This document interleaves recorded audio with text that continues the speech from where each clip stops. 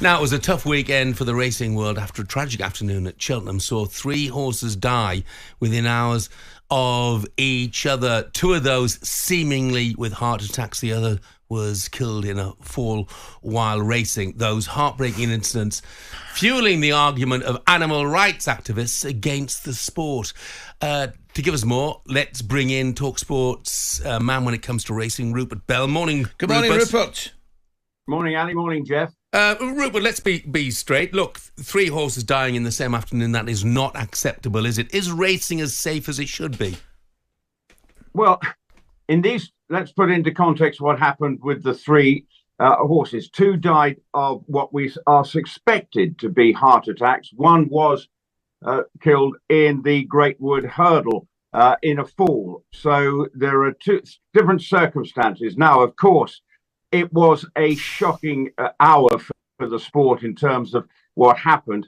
But overall, you still have to put in context that the number of horses that actually die in racing is incredibly small as a percentage of horses that run. Now, heart attacks happen at any stage in a horse's life. Let's put it in anybody's life. And we do, so unfortunately, the circumstances of one of those, just having won the race, I remember it happened to many clouds a few years back, having just won at Cheltenham, and then collapsed and died. Now, it does sadly happen in just any stage of a horse's life. Obviously, in racing, people might say, in the race, would he have the horse had a heart attack if he hadn't been racing? That I just do not know. I'm no vet.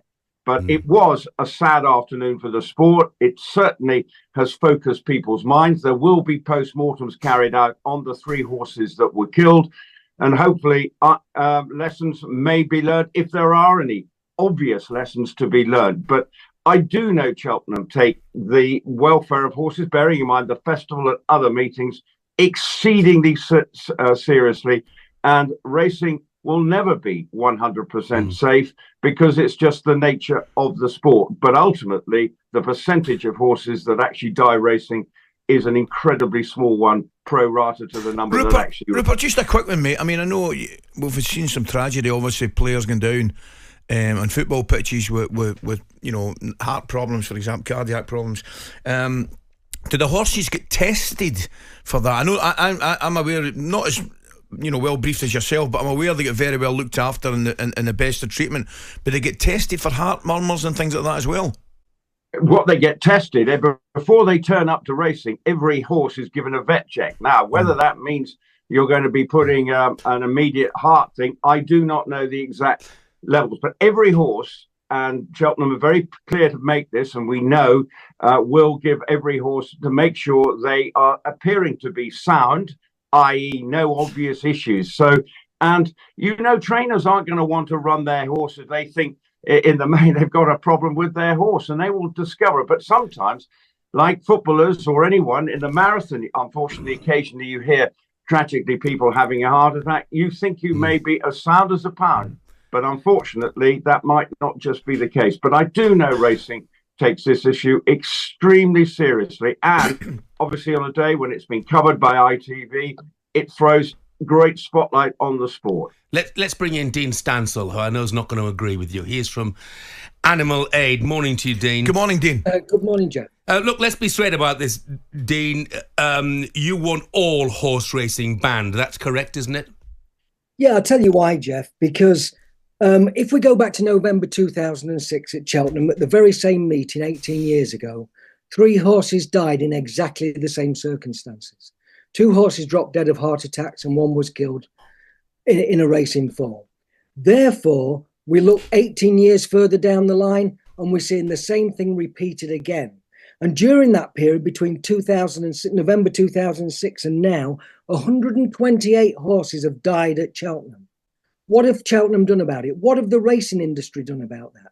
As a whole across Britain, on racecourses across Britain since that time, 2,902 horses have died. But Dean, without horse racing, none of these horses would exist. Is that what you want? These horses would exist. No, they wouldn't. No, Dean, they wouldn't. They're thoroughbreds. Nobody would breed them. certainly the thoroughbred is a man-made animal as such. Anyway, it came from Arab stock. Well, that's right, but nobody would breed them if there was no profit in it. I've got X-race horses myself, and I've taken them in because the racing industry won't provide for those animals. The racing industry is failing animals on a big scale. It's killing 200 a year. It's not providing for them when they leave racing, and it's overbreeding them. So, what would you do? What would you do, Dean? What would you do with all the horses that are currently in training now? Would you have them put down? Where are they going to go if you ban horse racing? Right, I'll tell you where they go, Jeff.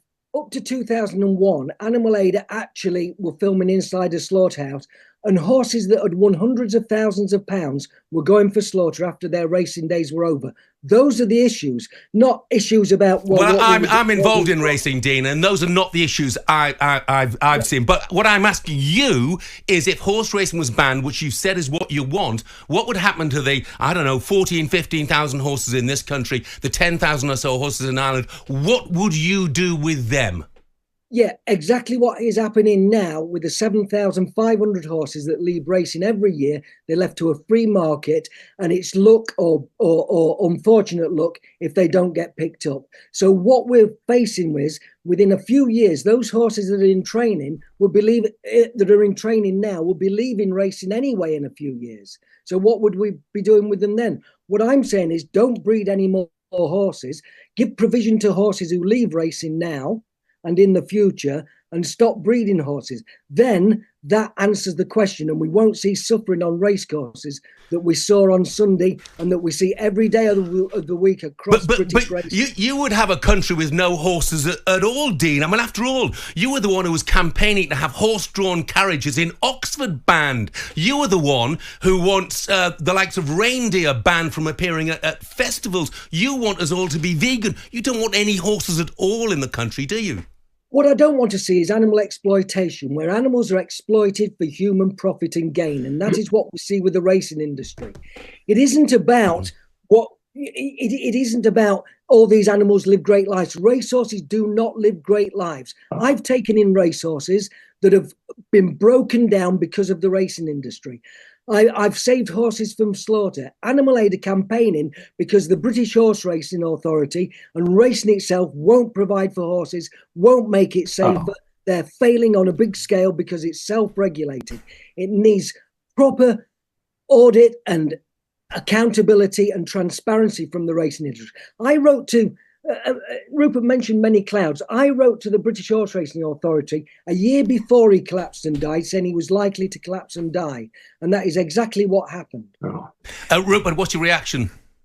Well, I'll tell you one person who absolutely adored that horse like no other, and that was Oliver Sherwood, the horse's trainer, and the whole team around him. And that horse was the most pampered horse in the Sherwood yards. So that horse, I know, was cared for with all heart and soul. Now, the point being, if you're going to ban racing, the thoroughbred breed is, well, it's a huge industry. But the more important fact is I know yards, the length and breadth of the country, care for horses. They mean so much to them. And I think Dean is being disingenuous by saying, if you go into many yards, of course there are bad apples. We know that.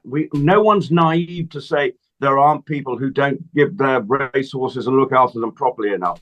But in the main, you will find most trainers, it's their livelihood. They need their horses fit and well. And if you do just ban horse racing, not only you will, in the end, kill off the breed, you will kill off the horse, because no one is going to breed the horse which is cared for. I, the other day, was at the Horse of the Year show. I saw Native River, the Gold Cup winner, Loving Life, being shown to people in a competitive environment.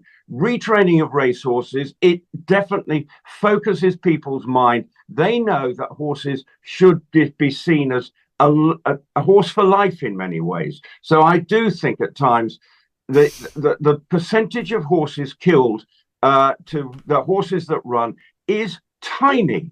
And when do you say when do you become so totally risk averse that you don't do anything?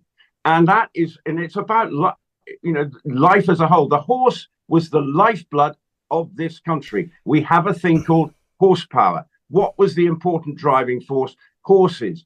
and it still should be appreciated. And racing is a way of appreciating it, but it's never going to be something that will ever be 100% safe. But I am sure the racing authorities, welfare issues focus their mind constantly, and they are very aware of what they need to do to try and make it as safe as possible. But heart attacks, how do you legislate for that? It is, gents, it's a very divisive issue. Thank you both. Thanks, lads. Daz, who's a Villa fan, says, first-time texter, totally agree with Jeff. The horses wouldn't be alive if racing didn't exist.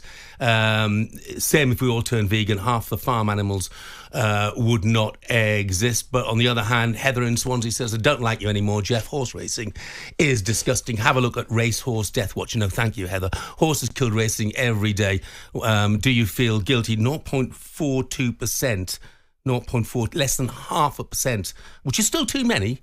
Less than 0.5% of horses who race are killed. But let's just get this straight, Heather. Without horse racing, those horses would not exist at all.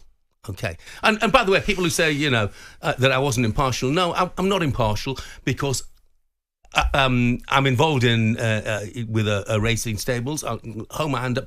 Horses are treated magnificently there. They're all found good homes at the end of their lives.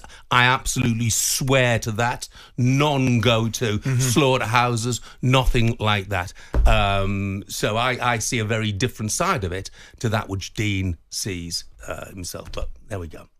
talkSPORT Breakfast, waking you up Monday to Friday morning from 6 a.m.